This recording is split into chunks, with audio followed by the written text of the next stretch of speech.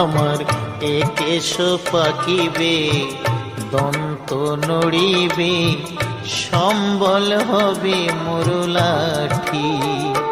তখন পুত্র পরিজন সকলে বলিবে, পুত্র পরিজন সকলে বলিবে, এ জঞ্জাল মরিলে বাঁচি মুনামার মানুষ হইয়া, জন্ম লোভিয়া মানুষের করিলাম কি। আমি মানুষ হইয়া জন্ম লোভিয়া মানুষের করিলাম কি। আমি